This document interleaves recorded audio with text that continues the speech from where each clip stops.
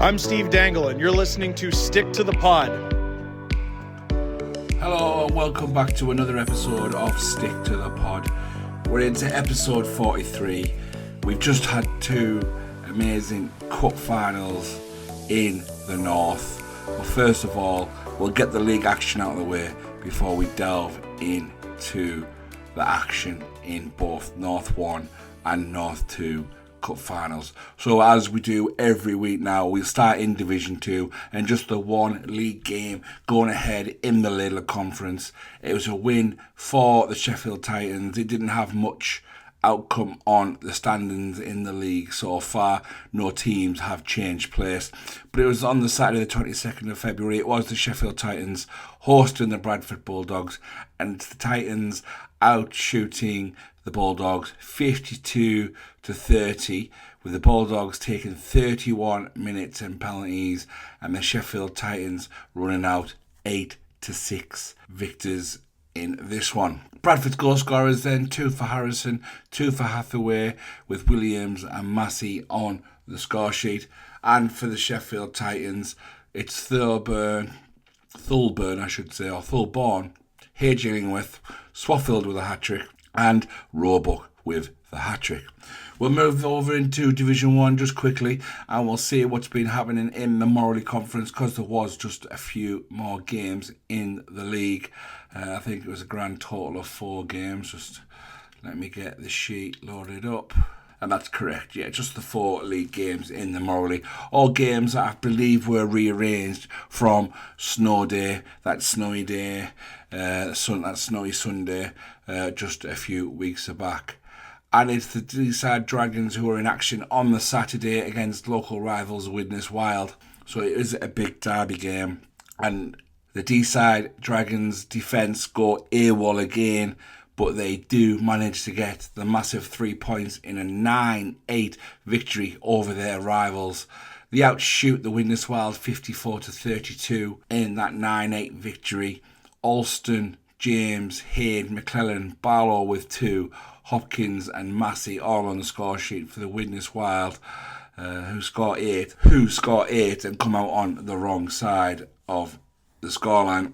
And for the Dragons, it's Simpson, Parsons, Jessen and Kennedy, Burgess with 2, and obviously Jake Witkowski with his hat-trick. Moving on to Sunday then, and it's the Whitley Warriors hosting the Hull Jets.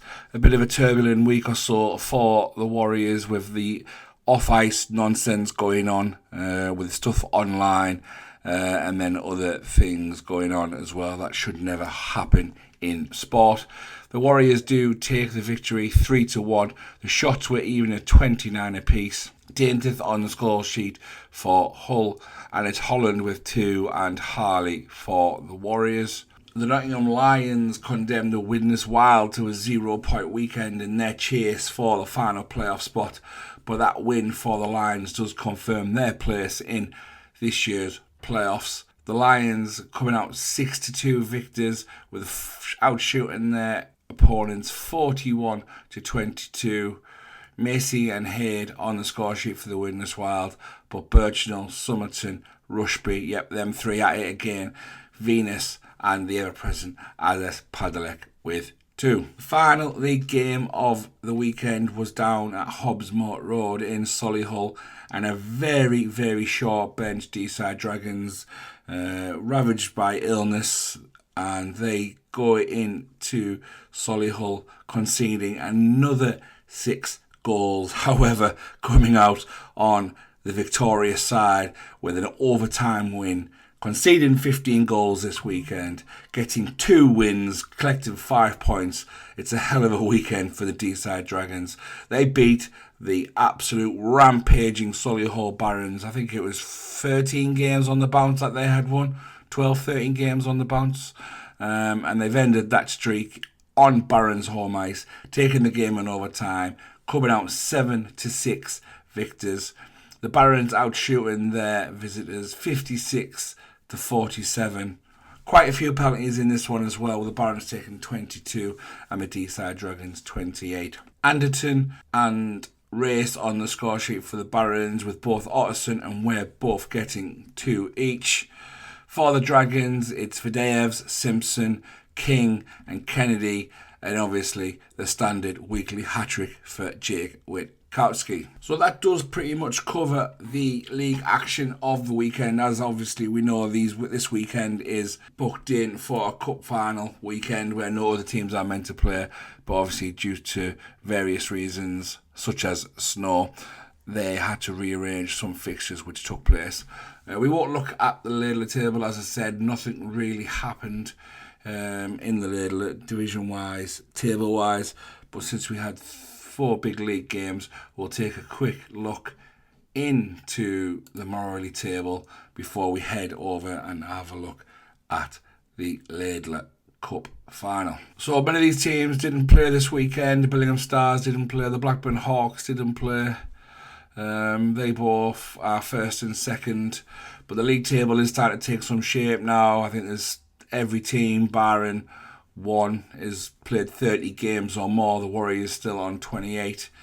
The Widnes as well, the Sheffield Simmons both on 31. So yeah, everything's getting tight now in various places in the league. It is the Billingham Stars that lead the way. They still do need 3 wins as it stands to clinch back-to-back league titles. It's the Blackburn Hawks in second, trying to chase down the Stars to take their first league title in a fair few years. The Barons 7 points behind the Hawks, obviously hot on the heels of the Hawks up until that loss.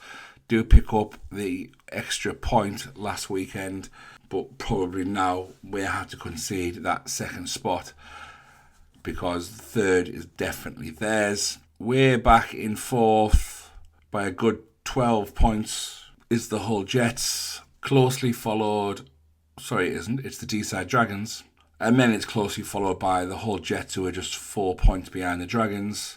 3 points behind the Jets is the Warriors, and 8 points behind the Warriors is the Nottingham Lions, but obviously the Warriors do have 2 games in hand on the team above them and the team below them. Games in hand, if they win both, would put them in 5th place in a showdown with the Dragons, but obviously a lot of hockey still left to play. The Warriors did announce this week they have picked up a couple of injuries, confirming Ethan Reid and Captain Sean Kipman will both miss the remainder of the season, and another one of their players is now day-to-day. Lions, who confirmed their playoff spot, are in 7th. They're a good 18 points above Leeds, and there's no chance of that happening. So it looks like Leeds will take that 8th spot, with Lions confirming 7th. So all in all, I think the table, not much movement will happen. It'll only be between Deeside, Hull and Whitley. I can't see much other things changing than that. It's not going to be a very long episode this week, obviously, with not very many games going on. Obviously, Skims are still bottom, Widnes 9th, 6 points. But Widnes is 6 points behind Leeds. Yes, it's only 2 wins and they've got 5 games left. But I feel last weekend would have been a huge opportunity for them to gain some ground on Leeds. It just didn't materialise. So then we will move into the Ladler Cup, and we'll just bring up the scores from Division 2. And as you say, me and Graham spoke about this game at a bit of length last week, and we just felt it was a 50-50 game right up until Vladimir Luka signed for the Telford Tigers. Vladimir Luka has given Telford the edge for the run-in for the league, and obviously a huge bonus going into the cup final this weekend, and he does play a huge part in deciding where this cup title goes this year. Tigers have won it a fair few times, and I think this was going to be the 3rd time in a row that they potentially win the cup. They take their first leg 5-4. Penalties were quite even. I think there was just one extra penalty to the Sutton Sting. Both teams having 6 power play opportunities, and it was the Sting were the only team on the board with power play goals. However, Vladimir Luka does score a short-handed goal. However, it's going to be probably nightmares for the Sutton Sting after the first leg. The Sutton Sting race out to a 3-0 victory within half an hour, so half a game gone and they've got a 3-0 lead. Morgan Glaspie with 2 and Jacob Trustwell giving the Sting a 3-goal lead. It's young Taylor Stanton who's having a fantastic season for the Tigers, and obviously playing on that line with Vlad Luka as well will only do his numbers very well. So Taylor Stanton gets the Telford Tigers back into the game at 3-1. And then at the 40-minute mark, Lawson Gillespie makes it 4-1 to the Sutton Sting.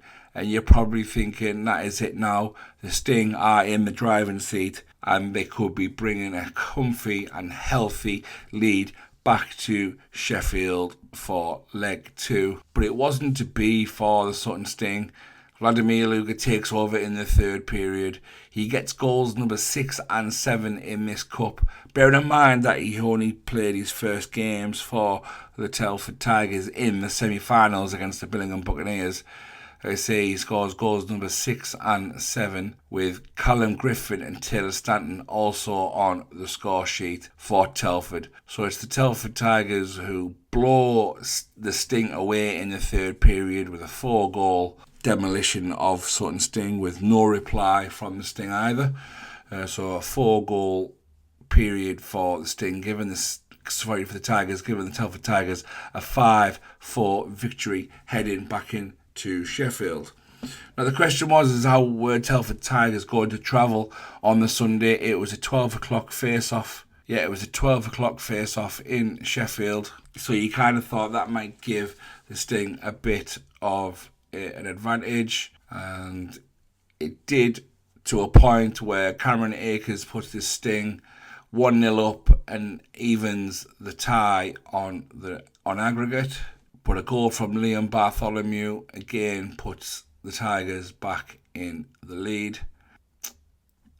Just after the 40-minute mark at the start of the third, Sutton Sting make it 2-1 with Cameron Gillespie.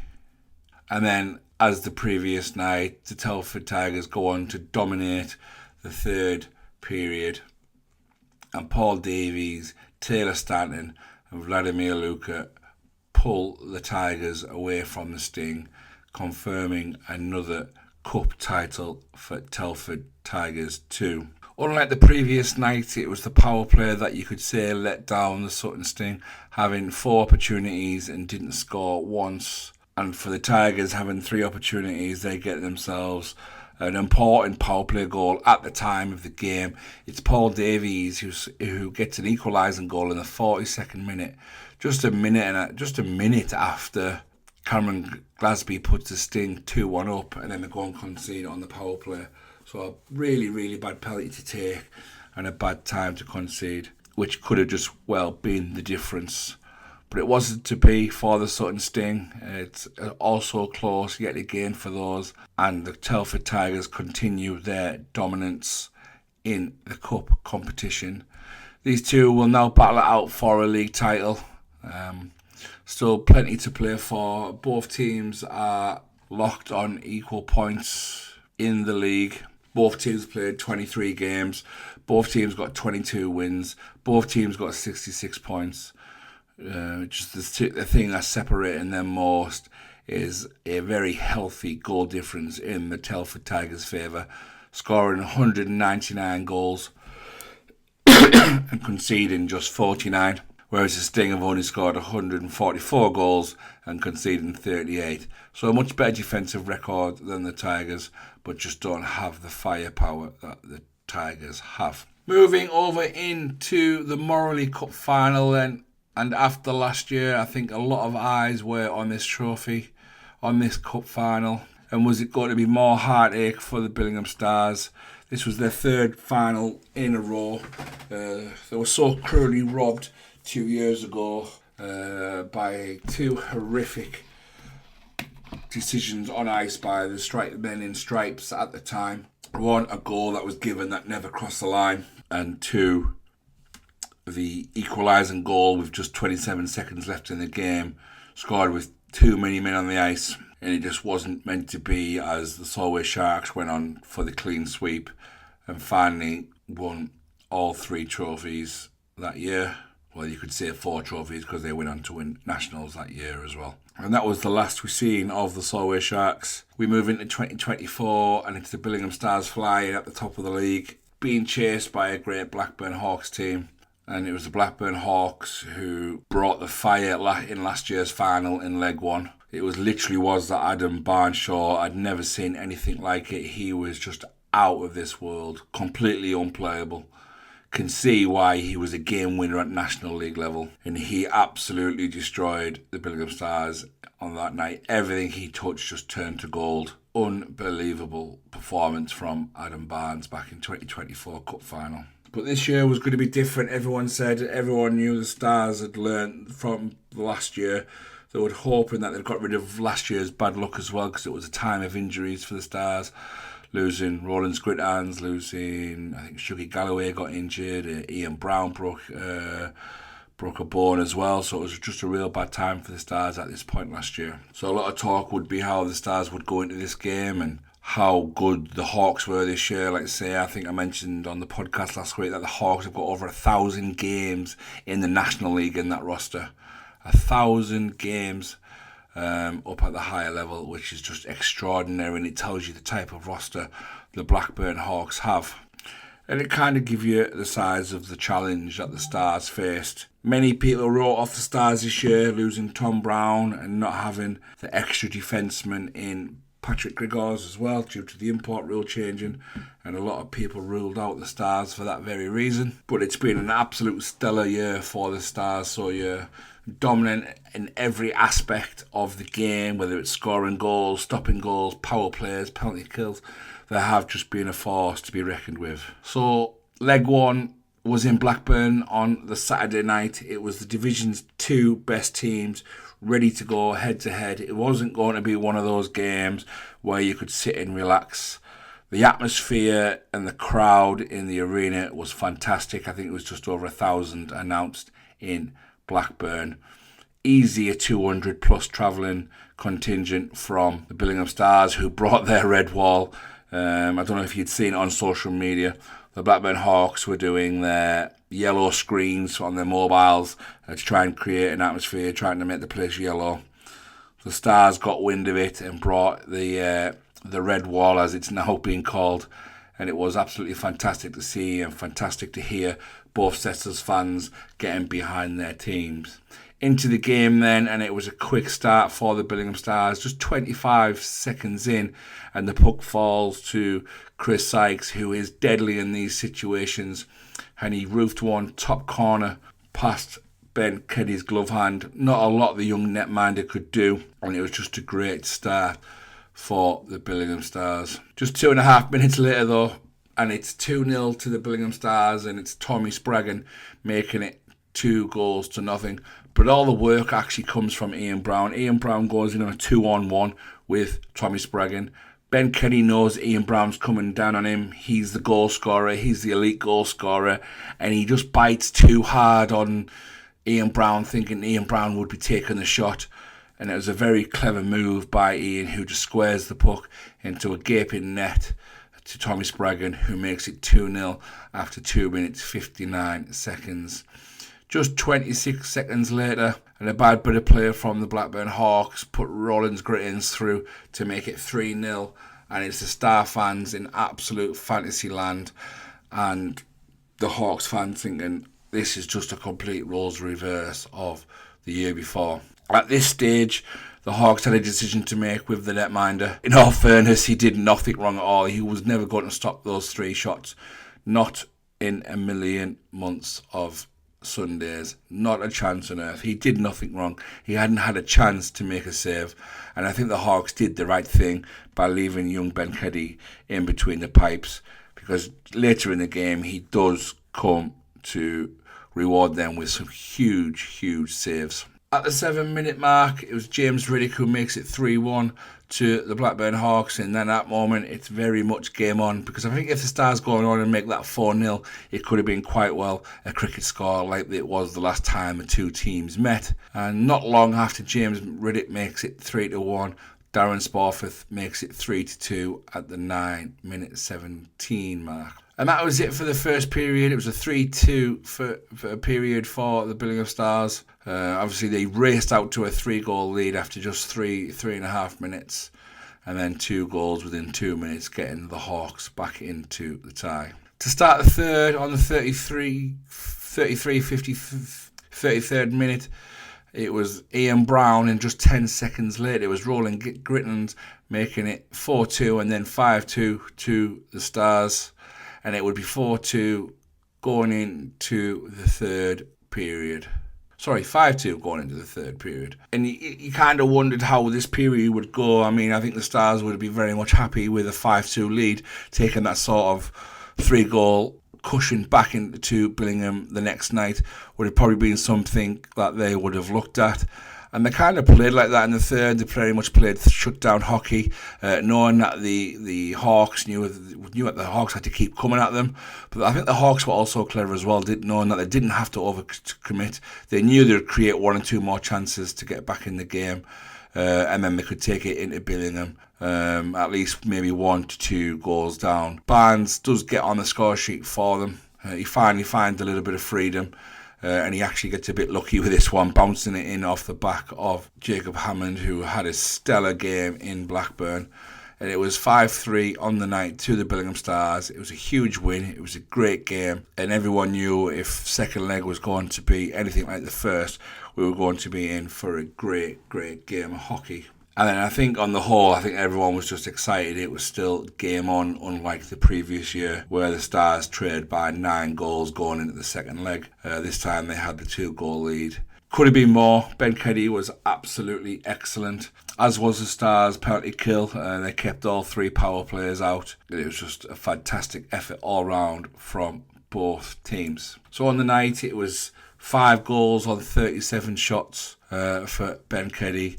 And in the Jacob Hammond net, he conceded 3 goals on 44 shots. Not quite sure how accurate those shots are, but it is what it is. I think the Stars were a bit more dominant than that, and I can probably say they probably had another 10 shots on top of that as well. It felt like a game that the Stars were in control of, especially getting that 3-0 lead quite early, even though the Hawks brought it back to 3-2. You were still quite as a Stars fan, I still felt quite comfortable that we were in control and we could step up at any point that we needed to. But on the whole, very happy going back into Billingham with the 2-goal advantage. So it's leg 2.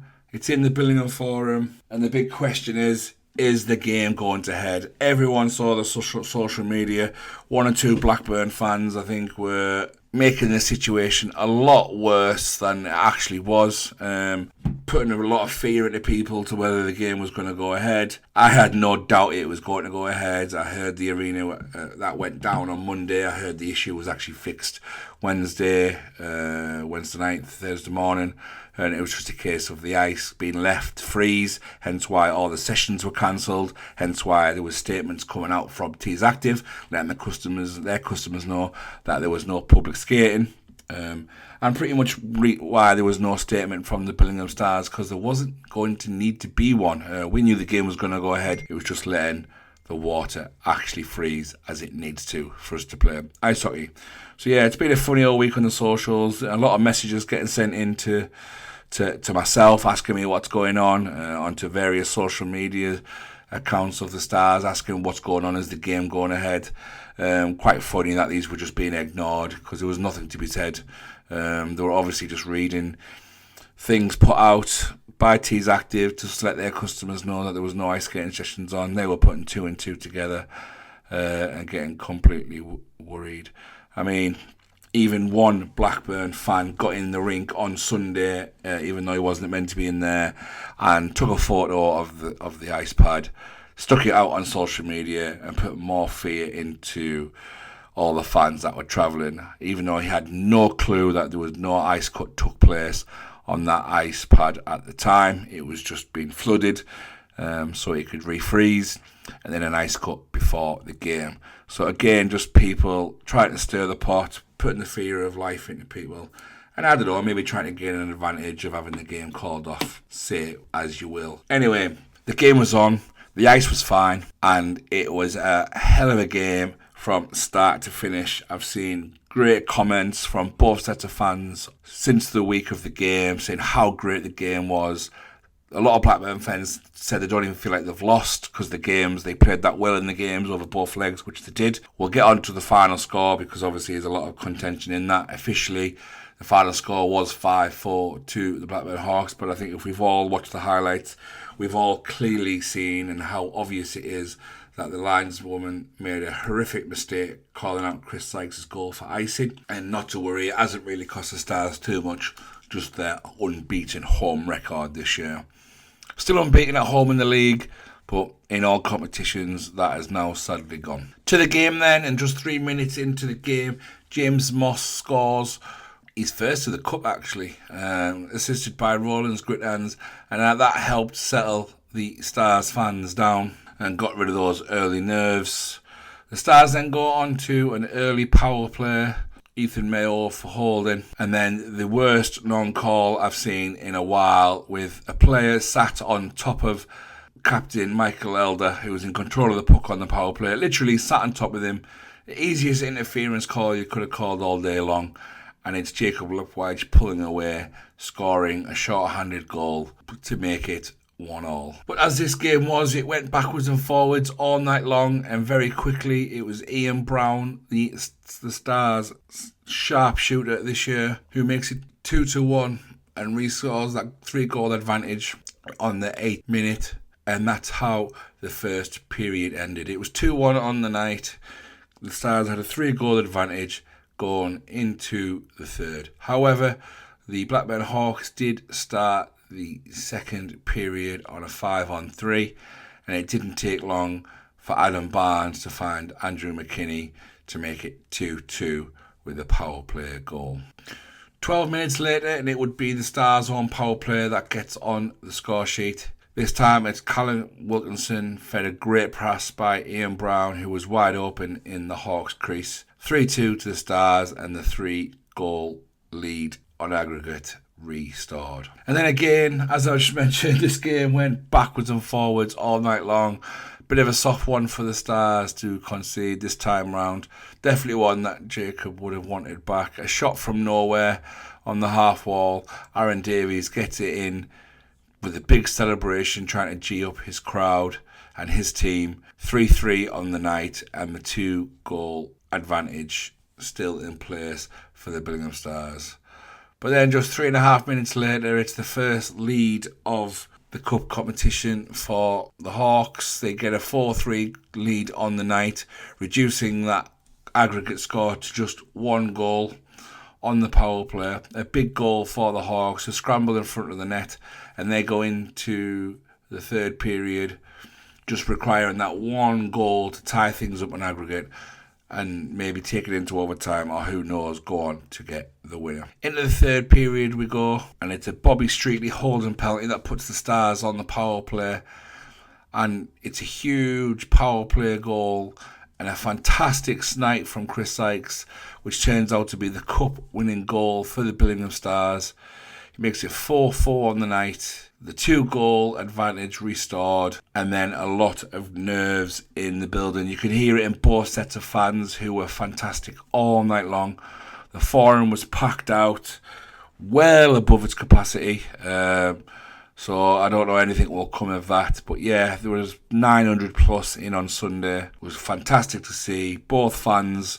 Hawks didn't bring those stupid vuvuzela thing horns that they use. They actually used their voices. So it was fans versus fans, and it was fantastic to hear. The noise was great at both ends of the ice. But the Hawks weren't just done yet. They had Adam Barnes to thank for making the game even closer. It was a terrible line change for the Stars. Barnes makes it 5-4 tonight in the 52nd minute. Just 8 minutes left in the game, and now they require just 1 goal to take this game to overtime, to a 1 goal takes all. But it wasn't meant to be for the Blackburn Hawks. They pushed and they pushed with the goalie pulled. The puck gets cleared the length of the ice. Mr. Sykes wins the race quite comfortably and puts the puck in the net to make it 5-5, and then the whistle goes. She incorrectly calls icing. The goal is waved out. 2 seconds is put back on the clock. and we go to centre ice for the face-off due to the icing being called in error. So it's 3 seconds on the clock. We've got a centre ice face-off, and then the crowd with the loudest of roars and the loudest of singing. I haven't heard the forum like that in a long, long time. The place was loud. The cheers were that of relief more than anything, and the celebrations in the cup could start for the Billingham Stars. On the night, the teams could not be separated. They were both 2 for 5 on the power play. The shots were fairly even as well. On Ben Kennedy, he conceded 4 on 37, and Jacob Hammond was 5 goals conceded on 48. Again, I'm not going to qualm with those shots. The Dragons, the Hawks were chasing the game all night long.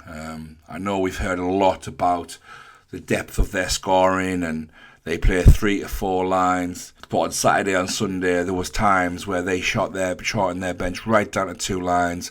They were a bit unsure of what to do or who to turn to, especially in the third period on Saturday in Blackburn. The last 10-15 minutes, McKinney and Barnes basically didn't get off the ice. They'd kind of run out of ideas trying to get back into the game, which was a bit of a surprise for me to see from a Hawks who normally score goals for fun. And again on the Sunday, you could see as things were getting a bit more desperate, the benches got shorter and shorter and shorter for Blackburn. Billingham just doing what they do, roll 3 lines no matter the situation. Just kept rolling them. Still kept rolling the third line in the third period. Not as much as they were doing in the first and the second, but they were out there as much as anyone. But obviously getting less and less chances out on the ice, because it is a very good shutdown line as well. It is Lucas Dowdall, Shuggy Galloway and Callum Wilkinson. And I thought the Hawks would have done the same. Maybe we just put a young line together, just loads of energy, and took it to the Stars. But it just wasn't meant to be this time round for Blackburn. It was a fantastic game. Both sets of fans can hold their heads high for the effort and the performance they put in. And likewise for the players. Just an unbelievable moment to be a part of for the Stars, especially when I'm helping out with the supporters club and stuff like that. Just good to get some recordings, get some videos of it, and just a great celebration to be a part of in the pub afterwards as well. So that is it for this year's Cup Finals. Telford Tigers continue their dominance in the Laidler Cup, and for the 4th year in a row in the Morley Cup, we have a different name on the trophy, which is fantastic to see at our level of hockey. So what we'll do now is we're going to quickly jump into next week's fixtures as the cup stuff is all done. So we will slide back over to Division 2, the Laidler Conference, just to see who is where this coming weekend. And on the Saturday, the 1st of March, a brand new month. The run-in is here. This is it. This is the month it all finishes, because we do have playoff hockey at the end of this month. The Saturday, the 1st of March, literally the business end of the season. The Deeside Ducks host the Billingham Buccaneers. And on the Saturday at 6:30, the Coventry Blaze host the Telford Tigers. A huge, huge game. On Sunday, another huge game, and probably one that Telford will be looking towards. The Billingham Buccaneers hosting the Sutton Sting. The Telford Tigers host the Kingston Sharks. And then the Altrincham Aces host the Sheffield Titans in the final game on Sunday. Moving into the Morley then, and it's an absolute massive, massive weekend. Every game's got something to play for, whether you're the top of the table, middle of the table, or bottom of the table. You've got the Nottingham Lions, who are chasing down the Whitley Warriors, facing off against each other at 1 p.m. on the big pad in Nottingham. It is the Blackburn Hawks, after that heartbreaking cup defeat to the Billingham Stars, hosting the Solihull Barons after their embarrassing defeat on Sunday to the Deeside Dragons. It's the late one in Leeds on Saturday for the Billingham Stars as they travel to Leeds to play against the Knights. Moving in to Sunday, and it's those mid-table teams again. Deeside Dragons playing the Hull Jets, the Nottingham Lions hosting the Blackburn Hawks, which we know the Hawks have had trouble there in the past with the Lions. We know those teams do not get on ever so slightly. If the Widnes Wild have got any hope in catching Leeds in 8th and taking that final playoff spot, they must beat Leeds on Sunday when they host the Leeds Knights. And then also, finally, on Sunday is the North East Derby. It's the Whitley Warriors hosting the Billingham Stars. And that is just about it from me this week. Like I say, it's not a very long one. Not many games to talk about. We've got a lot going on next weekend. A lot of things can happen in regards to playoff position, league titles, coming bottom of the league, and all that stuff. So that is all from me this week. Please drop me feedback, whether it's Twitter, whether it's Facebook, whether it's on the YouTube comments on each episode, or whether you just want to drop me an email in the old-fashioned way. It is sticktothepod@gmail.com. Any feedback, any questions, anything you like, send them over. And that is just about it from me this week. That is bye for now, and I'll see you again soon.